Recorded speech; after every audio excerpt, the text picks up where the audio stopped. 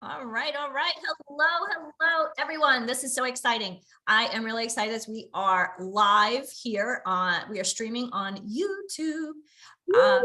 Woohoo.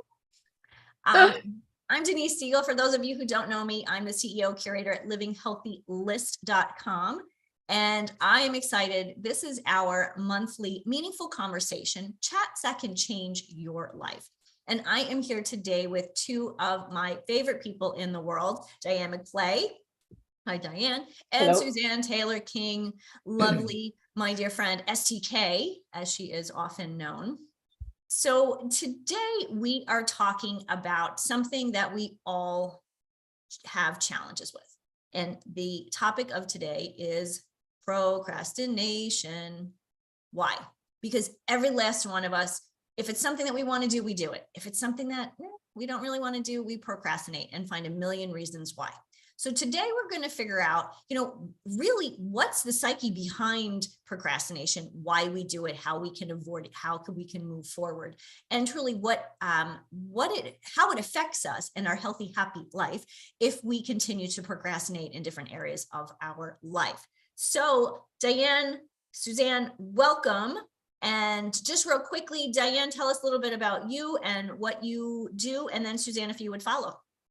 Well, first of all, thanks for having us. And I'm out in the Pacific Northwest, and I've been a coach for about 7 or 8 years. And my specialty is helping to bring choice and courage back into people's lives. I have a belief that we have way more choice in our life than we're taught, that we believe, that we let ourselves fall into. And choice actually, I think, leads really nicely into this conversation about procrastination, because really when you boil the procrastination down, at some level, you are making a choice not to do something today.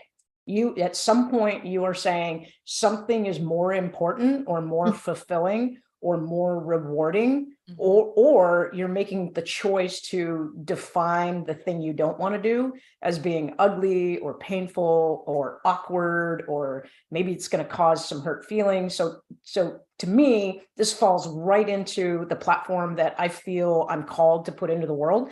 I left my dream job as a park ranger about 8 years ago now. And I left because it doesn't matter the story, but what really matters is the light switch that went on in my heart was that the agency I worked for gave me a job offer that was 6 hours away from my family and my friends. It wasn't conducive to my lifestyle. It wasn't conducive to me maintaining the community that I had. And I was 17 years in. An old mentality would say, I have no choice. I have to take what they give me. I have to retire with this agency. And literally, ladies, it felt like a light switch in my heart just exploded. And I realized, holy crap, I don't have to take the offer that they gave me. I can choose to move in a different direction.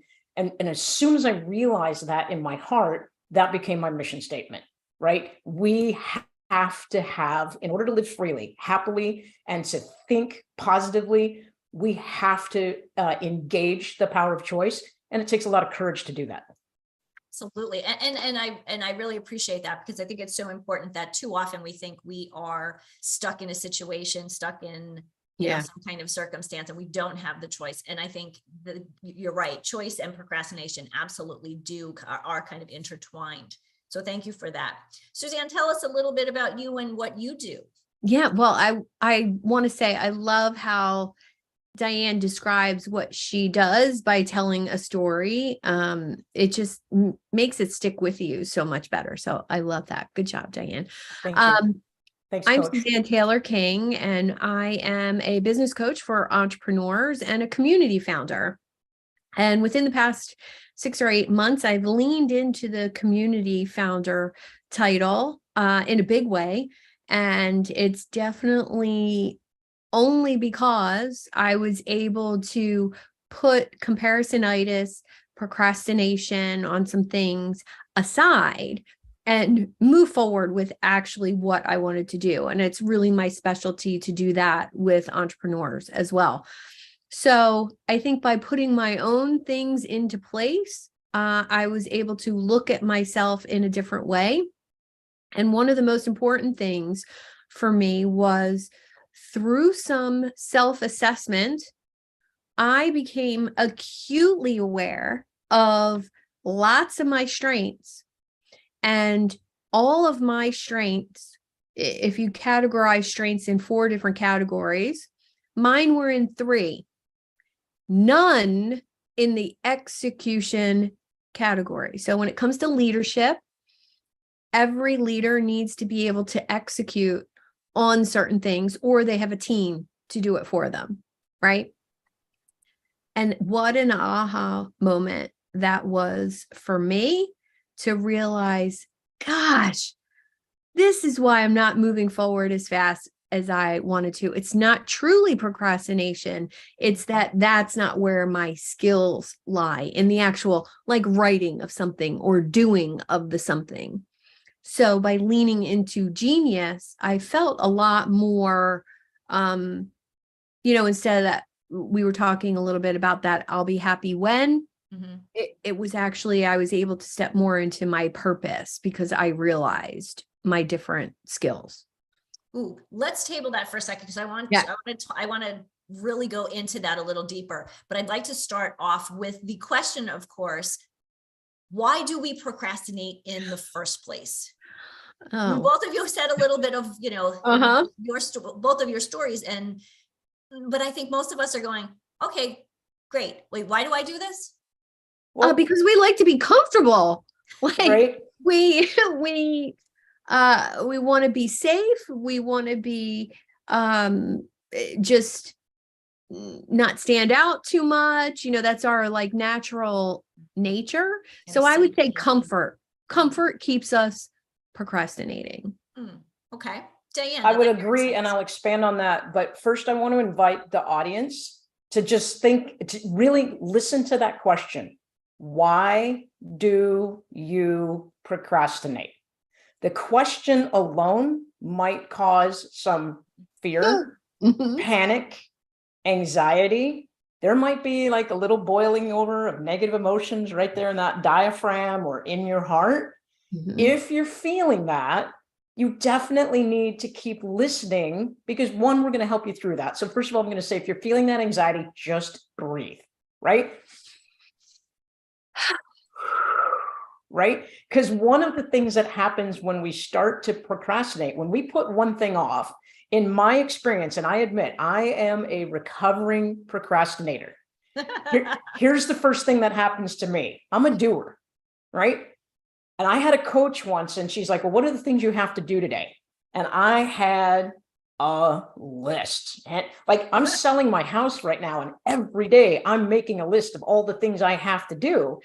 And then what happened is I realized, holy crap, I have made such a big list that I'm overwhelmed. I don't know where to start. It all seems like it's not, like, I don't even know where to start. And if I do this one little thing, it's going to turn into 5 other things, right? So we procrastinate sometimes because we put ourselves in that situation and we allow the overwhelm to just take over. So my first advice is, what if you just took a breath?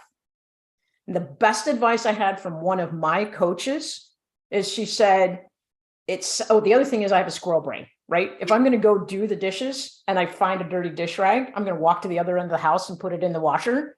And I'm like, oh, I might as well start a dish load, right? Oh, and then I might as well collect a few more clothes to put in the washer. Oh, am I in the kitchen for a cup of espresso? Let me make that real quick. Right? So there's distraction, lack of execution. But then there's this turmoil of all of these stories and emotions that we create in our brain about the what if. If you ask your brain, what if I do this thing? The brain wants to answer the question, and it will come up with all sorts of stories why you shouldn't, if, as Suzanne said, it feels unsafe. It doesn't feel comfortable, right? But if you change the question and you said, what if I started? What if I did one thing? What if I focused for 5 minutes? And this is the advice my coach gave me. Instead of making that big, long, daunting, overwhelming list, she said, I dare you to put one thing on a sticky note. Now, Suzanne's holding her 3 fingers up. Yeah. I'm such a procrastinator that 3 is even distracting. Okay, But so it's- here's my 3 for when we're done that I've Yep. already written down Right. since we've been on this call. Right? 3. So no more Yeah. than 3 things on the list. Ladies, would you agree with that? Yes. Right. But I love the fact that I listened to Brene Brown's conversation about shame.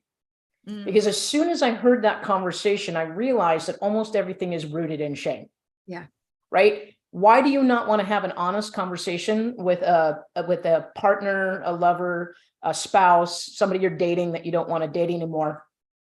Why do you not want to have an honest conversation about what you need or what's not working for you? We typically say because we don't want to hurt the other person's feelings. Yep. That's Right? The reality is deeper underneath that, there's probably something going on that has guilt or shame attached to it. Mm. Right? Would you agree? Yeah, we feel bad for, I think that goes to the entrepreneurial overwhelm type thing. We feel bad because we don't say yes to this and that and this person and that person. And I think guilt or FOMO, so it's either guilt or FOMO, like, oh, I feel bad I didn't say yes to Denise's event last week, or, she might feel bad because she can't attend to all of my stuff. Well, that's not realistic. We both have our own businesses and our own stuff, right? So I think FOMO, I routinely feel, do I need to be there? Might I need to be there? Will I miss something good? And I think that causes some procrastination because there's so many digital inputs coming at us as not just entrepreneurs, everybody in the world, right? We're constantly bombarded with information. Come to this event, buy this thing, look at this, look at me, look at me, look at me, read this thing. Oh, you should listen to me. And our brains are not really constructed to have that many inputs. So if you're stuck in procrastination, I think for me, it was super important to reduce the amount of input. So being super strict on my digital time, my scrolling time, and I'll fully admit to a full-on TikTok addiction to funny videos because it's not scrolling social media and I end up working or thinking about work. It's totally mindless. And I allow myself a certain amount of time to do that. Is that just because you need the brain time, just kind of time away, or are you procrastinating doing something else while you're scrolling TikTok? It's typically when I'm not working. So it's not during work time. It's like wind down time or transition time, or I'm home alone and I don't feel like watching a whole movie or something on TV. I'm done with reading books or stuff for work. And I just want to be mindless for, 20 minutes and it turns into 2 hours. But for me, that's not procrastination. It's intentional, like dopamine time, rather than doing it on Facebook or LinkedIn and getting sucked into work stuff. I could see that. Can we jump back? I'm sorry, Denise. You looked like No. I was just going to say, Dan, I know you have a comment in there. Well, I just kind of want to I want to really connect back into. I love in my head, and you guys know this happens. I start seeing pictures and images in my head. Yes. So we started the conversation about procrastination, and then Suzanne used the word execution, and my brain is thinking there's a TION, right? In the English language, shun, TION, typically means there's an action, right? Something is happening. There is movement. There is a change. There is a shift when there's a TION at the end of a word, right? Right. And you guys know I'm kind of a word nerd. So I was just thinking, like, what would be helpful to our listeners is we know we procrastinate because things are awkward, uncomfortable, fearful. Maybe there's just an ugly thing that has to happen. Maybe there's just a really daunting task. And I think one of the ways I don't think you can go from procrastinating to execution in a flip of a hat. I don't think you can do a 180 on it, especially if procrastination is really comfortable for you and you find a way to justify it. So I was thinking, like, what are some little small ways? What if we just made a commitment to do one action that was executable, and we stop after that one action and we say, how do we feel after that? Right. So for me, my list of what I have to do for my house, I literally went room by room, and we've now made an agreement in this house that we say, okay, today we're going to look at the list in the bedroom. And then in that bedroom area, what is the most important thing to do?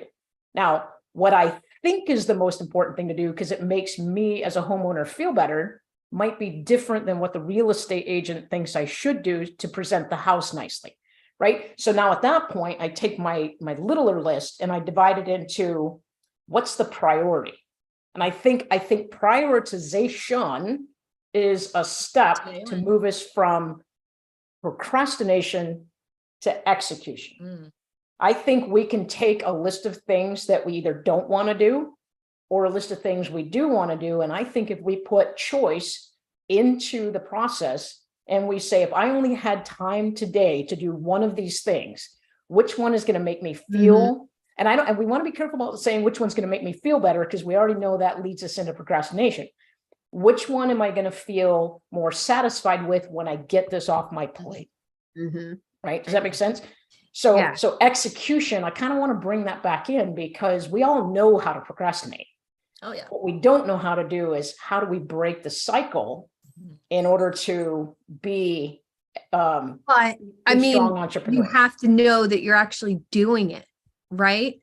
So it has to be a conscious awareness that you're doing it, you know, and so many times we default to that, you know, mindless behavior, whether it's scrolling or whether it's, you know, when you walk to go to the bathroom, you get sidetracked coming back to your desk, you know, that kind of stuff. But it's, for me, it was all about the awareness of the time that I was spending not doing, right? So self-awareness and knowing yourself is really important. So are you a procrastinator or are you a perfectionist? And actually knowing that about yourself is really important. And then, I mean, if it is procrastination, if you're truly avoiding hard things or you're avoiding things that make you feel uncomfortable, it's really getting clear on what you do want. And that involves slowing down the process a little bit and being more aware, like you said. Because I can say one of the things that I know I've done in the past is kind of at the end of the day gone, wow, I was really busy today. Busy work, busy. Well, what did I do? What did I accomplish? What was that one thing that really would have pushed things forward, whether it would have been, you know, something at my house or my business or in a relationship? What was that one thing that I really could have done that would have made everything, you know, move forward, as opposed to just being busy? Yep. Yeah. So Suzanne, you're great at giving book references. I want to bring one into the listeners' awareness that helped me when I worked for my state agency. You know, that leadership is always great about picking a book and asking everybody to read it. And the book was by Brian Tracy. It was called Eat That Frog. Have you guys heard of it? Yep. Right. So Mark Twain said, eat a live frog first thing in the morning and nothing worse will happen to you for the rest of the day. Right. And that's the origin of how Brian Tracy named his book, Eat That Frog.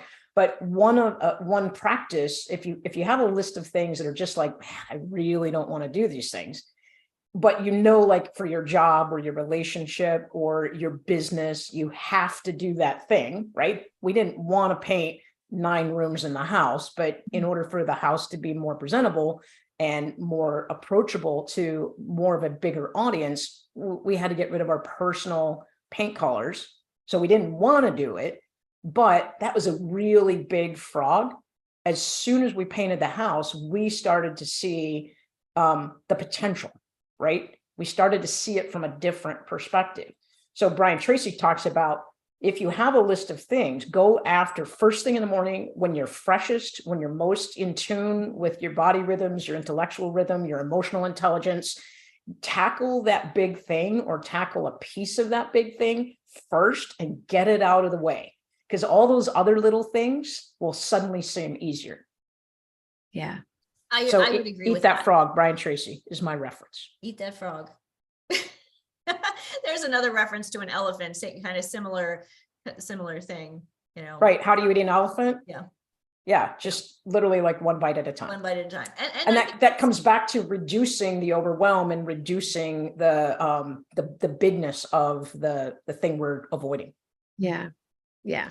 I would agree. And I think for most people, at some point, I mean, we all have it in our mind. Yeah, we know we're kind of procrastinating on things, but I think so often is we just get into this rhythm of doing that we're avoiding the things and procrastinating, but really don't even realize it. And so I think that's where that awareness comes in that Suzanne, you talk about. And Diane, I'd like a little bit more of your insight there when it comes to that awareness, because I know you're acutely aware of things in your world. And I know this because when we have conversations, like you pick up on things really quickly with me. Thank you. I think, I'm in agreement with Suzanne. You cannot change anything until you have awareness. And in my belief and what I'm trying to put into the world is once you have awareness, you actually can't not have it. You can't go, oh, I didn't see that. You can tell yourself, you can tell yourself that but you at that point, you have a decision point, right? I have the awareness. Do I want to lean into it and use it? Yeah. Do I have the awareness and do I choose not to do anything with it? Right? It's still a choice. Instantly reminded of la la la la la la la. Like if you don't know about it, you don't have to take action on it. Right? Which comes back into the execution piece. Once you have awareness, you now have the opportunity. Yeah. And this is what I like to change perspective, right? You have once you have awareness, you have the opportunity to do something different. So my first question to our listeners would be so you've been procrastinating that thing for a really long time. How's that working for you? Do you feel any less stressed tomorrow than you did yesterday? The thing with procrastination is the bill always comes due. It always comes due. How many of us waited to the last minute to study for that exam in college that was like really like pass or failed so we could graduate? The bill came due. I didn't. I was too freaked out. So I studied my butt off. Right? I was too freaked out. What about those of us who want to end a personal relationship, whether it's a friend or whether it's a dating experience? And we don't have that conversation and we don't want to, and then you stay in that relationship longer than you wanted to, longer than is comfortable for you. And then there's this point where you have the conversation, the bill is going to come due because the other person is still going to feel bad. Yeah. But guess what? When you take action, suddenly you open your own heart up to taking care of yourself and you get to start feeling better. So for me, awareness is always the first step. As soon as, and the steps that I teach on are that as soon as you have awareness, you have the ability to start looking at options. Nothing says you actually have to do something, but as soon as you can build an option for yourself out of the awareness, you have power. As if you have multiple options that you create from your own self-awareness, your power goes up infinitely. When you make a choice from the option that you created, so you're choosing an option that you created based on the awareness that you decided to pay attention to and take action on, in my belief, I think you're unstoppable at that point. Truly. And I really feel like that journey to know yourself, whether I've done every assessment on myself possible, entrepreneur assessment, saboteur assessment, strengths assessment, Clifton strengths assessment. There's a VIA assessment. There's, the N-Engram. There's what's the one where it reads your chakras? Oh gosh. Anyway, but chakra assessment. Like, what's that? Assessment. There you go. We're calling that one the chakra assessment. Chakra assessment. There we go. And literally all of that information, when you read stuff about yourself, and you can resonate with it and say, yeah, that's like me. That's like me. Yeah, I do that. And then when you're willing to look at, because all of these assessments have the good and the bad, when you're willing to look at the bad and say, how can I improve that? What do I need to do to improve that? Instead of staying in the victim mode of, yeah, I'm just not an execution person. Like my strengths aren't in that area. So I could sit there and say, okay, that's not me. I'm not going to do that. Or I can choose to say, I'm not great at execution. It's not one of my passions. I'd rather come up with ideas all day long. So how can I stay more in my zone of genius, partner with somebody who's a great execution person, have a done for you person, have an assistant, ask those questions. That got me right out of procrastination, because then it's not me avoiding it. It's I don't like to do that. I'm kind of taking responsibility for my procrastination in that way by saying, okay, not only don't I like it, I'm not good at it. I don't want to do it, don't want to learn to be good at it. So how do I solve this problem? And I think that's the key in, building the things that we're talking about. You have to start with that self-awareness piece and that discovery process. What does that look like? It could be different for everyone. Maybe it's working with a coach like Diane or I, or, maybe it's reading books, maybe it's taking self-assessments. But the bottom line, when you can really decide, okay, I'm procrastinating on that because I don't like it. I'm not good at it. I don't want to be good at it. I just want to call out real quick. Like, I think that's a perspective shift. And again, that's something you, Suzanne, you and I, and Denise, we all value perspective, right? So if the perspective is, I don't execute things well, and you choose to stay underneath that label, then you're never going to execute anything. Yeah, you're staying in victim mode. Right. But if you choose to change your perspective, and my favorite question, the shirt I'm wearing today is, what if? What if I chose to look at it from a different lens? So in your case, you said, I'm not, execution is not in my strengths. Here are my 3 other strengths that I'm really, really good at, and I should put my time into, because other people are not good in those areas. But you put people on your team and in your community that can fill that gap for you. So to me, that's an option, but it's also giving yourself permission that you don't have to do that one thing. I always say people will pay other people. There's always disposable income out there, and people will pay other people because they don't want to do it themselves. They can't do it themselves. They don't have the time, the skill set, the knowledge, or the tools. So it's okay to, and this is why I want to call out the community, right? Denise has the Living Healthy List community. You have your community. I'm sorry, I don't remember the name of it. Idea Lab, I think it is. But by building a community, coaches and entrepreneurs and businesswomen, businessmen can let go of the thing that is holding them back, and they can say to somebody else, hey, this is your strength. Can you help me? Or how can we partner on this so we both move forward? Exactly. And I want to call it one last thing is, from my perspective, sometimes I think people wait for too much information to make a decision. Jeff Bezos, founder of Amazon, he basically says most people wait to get 90% of the information. And by then it's too late, or you've moved too slowly to execute an idea. He says, Jeff Bezos says, make a decision at 70%. And then for me, it's like, if you make, sometimes some decisions are only there to inform the next decision.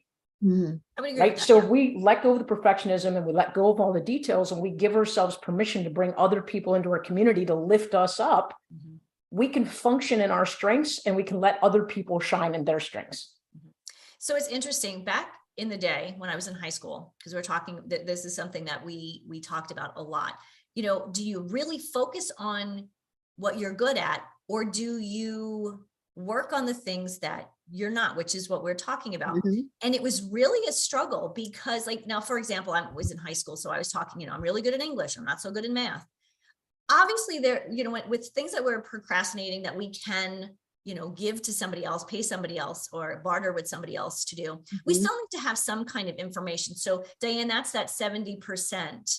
And I would even say, do you need that much information? If you know it's something that you're not good at, that you don't enjoy doing, that, somebody could do better, that the procrastination piece is just making the decision to give it to somebody else. That's how Suzanne and I built Yeah. our relationship. I was procrastinating a lot on building my business and how to get my business moving forward. And it feels like Suzanne and I have known each other for our whole entire lifetime. So I can't even tell you how we met. Maybe in the Cornelia Stephanie Media Group. It was. Yeah. But there was a point where I said, here's a person who can help me cut through the overwhelm. Here's a person who has a little bit more knowledge than I do and is committed to setting me up for success by helping me slice this overwhelm pie and identify where my strengths and my weaknesses were. And Susanna, and also you, Denise, you both have said to me, here's what I can do for you. Will you let me help? And as soon as I was able to let go of the perfectionist, like I do it myself, and as soon as I was willing to say, oh, yeah, this is going to make it easier, suddenly the procrastination, I feel like both of you are very instrumental in my first step of procrastination recovery. I really honestly believe that, right? I feel like I've become more motivated, more focused. I can look at things from different perspectives because you both invited yourself into your life and said, I think I can help.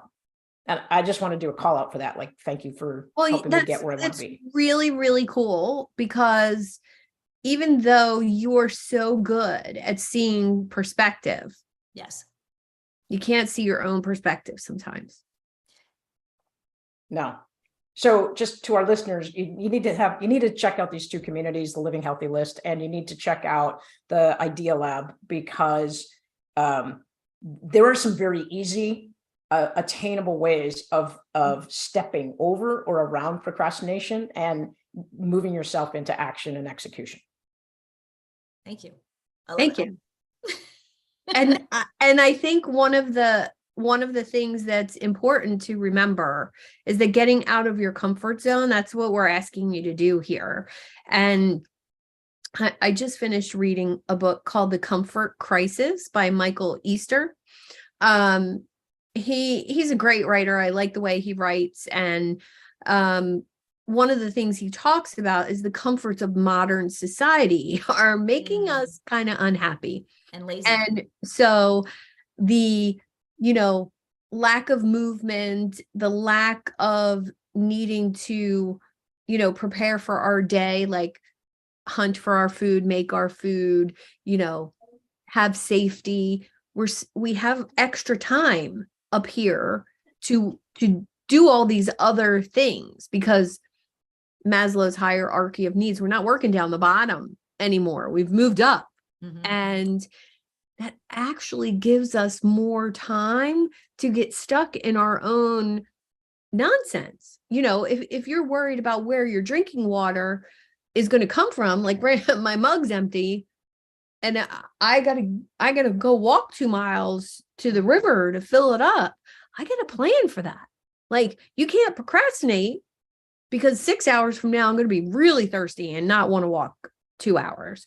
So I think modern society has contributed to these fundamental things kind of showing up for people in a bigger way, because we have more space up here. So if you turn off all the inputs, you have more space. Well, if you have more space, there's more time to procrastinate and more time to, scroll and do mindless things without intention. Right. Unless you're aware that you're doing it and look at different options, because when you have options, you have power. Yes. I think I got that right. Yeah. Yeah. And then Diane, you're muted. Yeah. As soon as you have awareness, you have power. As soon as you create options out of that awareness, your power goes up even more. And as soon as you make a decision from an option that you make, as soon as you make a choice, I mean, I literally think that you can't stop the engine after that point. I don't think there's room in the brain for procrastination. Once you get the awareness and you process it, you make a choice that it's going to be important to you to do something about it or to take action. You create a lot of options, and then you make it just one choice. If you just say, I'm going to do one thing different. My coach, when I put one thing on a sticky note, she said, also give yourself a time limit. So if I was going to go do the dishes, I had a sticky note that said kitchen work 30 minutes. As soon as that 30 minutes was done, I gave myself permission to, if my work in the kitchen wasn't done, that in that moment, it gives me awareness like, oh, I thought it was a 30-minute job. It's actually a 45-minute job. Right. So sometimes procrastination is because we really don't know how long it's going to take. Oh yeah. And the story we tell ourselves is, oh my God, it's such a huge job. And the reality is, wow, I got the dishes done in 15 minutes. I got 15 free minutes. But I put a sticky note that I gave myself a time limit on one job, one thing on the sticky note and a time limit. And it was really, it's going to sound weird, but that was hard. Super hard. I'm having hard. anxiety thinking about how many times I've said to myself, oh, building that landing page is going to take me 4 hours to do it. I need a 4-hour chunk because I don't do piecemeal. Like I got to be take me 4 hours. I got to be done with something. So if I have, say, a landing page, something technology to create landing page or an email or whatever, I have to finish it.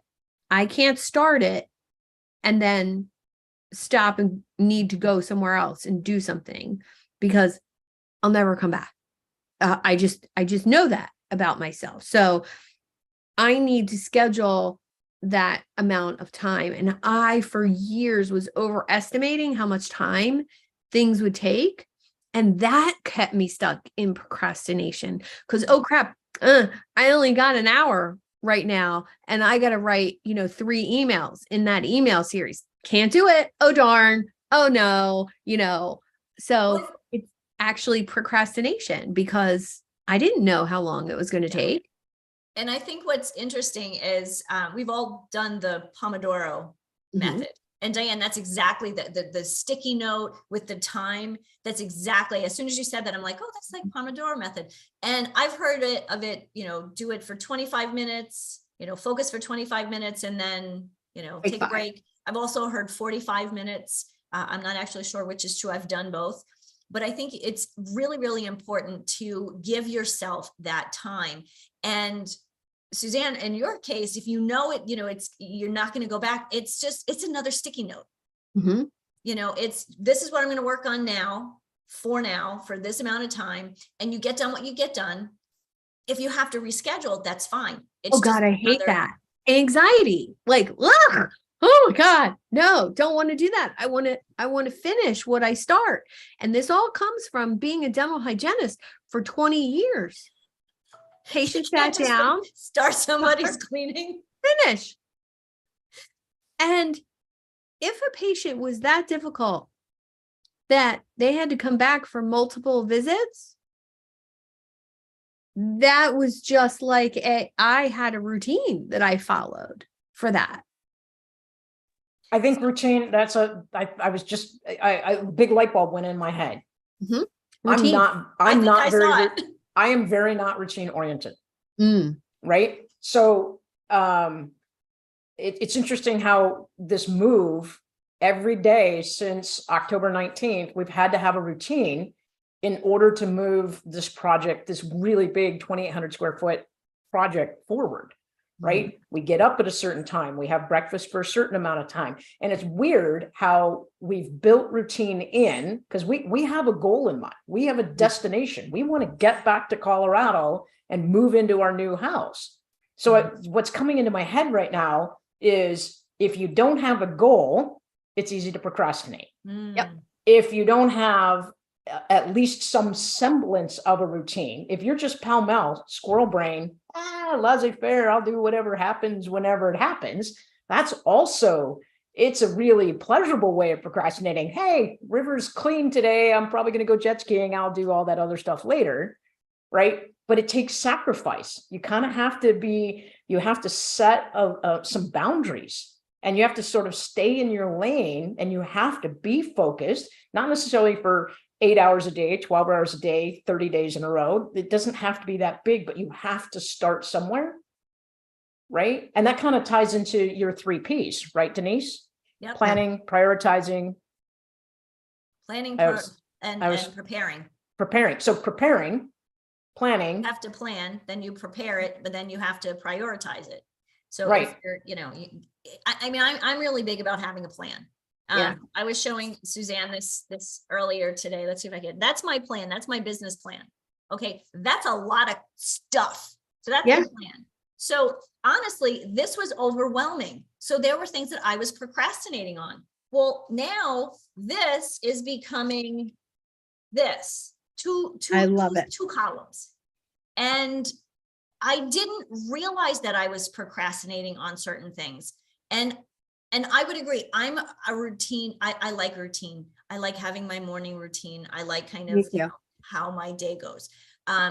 There are times in the day, like chunks in the day, that's okay that, that I have open, but I like to do, if I'm working at home, which I do most days, I want to be done by 3. And if I want to be done by 3, that means part of my day has to have some kind of routine and some kind of structure. It doesn't have to be rigid, but there has to be some structure there. Agreed. Me too. 100%. Yep. Yeah. So I tied into to our listeners again. If just stop for a minute and think about what's going on in your world. How do you feel right now? Do you like the way you feel? If you don't like the way you feel, you're probably procrastinating, taking action on something. Maybe you don't know how to move forward. That's why we're here, right? Denise, Suzanne, me, and if it's not us, there are people in our communities that we can refer you to. But if you don't know how to get started, but you don't, so to me, choice, and I've written this before, you may not be happy where you are, but if your heart is telling you you can't stay, you may not know where you're going when you opt for choice. But if you know for sure you can't stay where you are, that's where we invite you into action and getting out of procrastination and moving more closer towards execution. And if you don't know how to get started, that's the reason why we're here. Yeah. Sometimes it's just a meaningful conversation, right? Right. There you go. Sometimes you just need someone to hold your hand for a little bit and say, hey, I've been there. It's going to be okay. Or I haven't been there, but I'll listen to you with an open mind and an open heart and no judgment, and just see if some of the own answers settle out in your own mind. Sometimes it just takes talking to a completely neutral person who's not invested in who you are and how you're supposed to show up. Truly. So in parting words, my advice would be reach out to us, ask us a question, and see how we can help you move forward. Absolutely. The whole point of this, Suzanne just said, these meaningful conversations, these are chats that can change your life. And truly, that is why we're here. It's why Diane does what she does, why Suzanne does what she does, and why I started Living Healthy List a few years ago, is really to help people move forward. It's about, the way you feel, the way you function in life, in your life, and ultimately the way you survive and thrive as opposed to surviving. So I think I want to thank you both for this incredible conversation. I've taken lots of notes, and I'll put that up in the on YouTube. Any last parting words, Suzanne? Well, I would offer, I printed out something in prep for today from one of my workshops. It's basically a little handout on ways to end procrastination and things you can do to get yourself into action. I created it from my own experiences, being an entrepreneur for too many years to mention. But if anybody wants this, just put a comment below and I'll send you the link to download a copy of it. And I'll make sure I send a copy to you too, Denise. Awesome. Thank you. Yeah. Could I have a copy too, just because I'm still in recovery? Yeah. I I mean, think we're always like in any recovery. addiction, it's a constant journey and a constant work. Yeah, and I am putting together, I am not procrastinating on this for the first time in years. I am taking all of my content and all of these things, all of these workshops, all of these resources, and putting them together in one place and basically having a mastermind group or a membership group surrounding all of that content. It's totally overwhelming. I had no idea, but I'm not procrastinating on it because it's super exciting And to fun. see everything that I've created over all these years and have it all come together. And I think that's a big part of what I just said a minute ago. That's that surviving and thriving piece. Yeah. You know, Yeah. sometimes we've got to kind of get through the stuff and make the good decisions, which of course I'm always talking about making those good decisions, Yeah. those options, and really getting to a place in your life where you're happy with the way you feel, you're happy with the way your life is going, and you have a beautiful vision for the future. And truly, that is what meaningful conversations are about, to help you move forward to finding that healthy, happy, thriving, flourishing life that you deserve. Ladies, thank you. 100%. 100%. Diane, thank you so much. I appreciate you. Suzanne, Thank you. thank you for your insights. I appreciate you both. Thank you everyone for listening in. If you have questions, there'll be information in the show notes. Make sure that you connect with Diane or Suzanne, or give me a shout out too. Have a great week, everyone. Talk to you soon. Bye.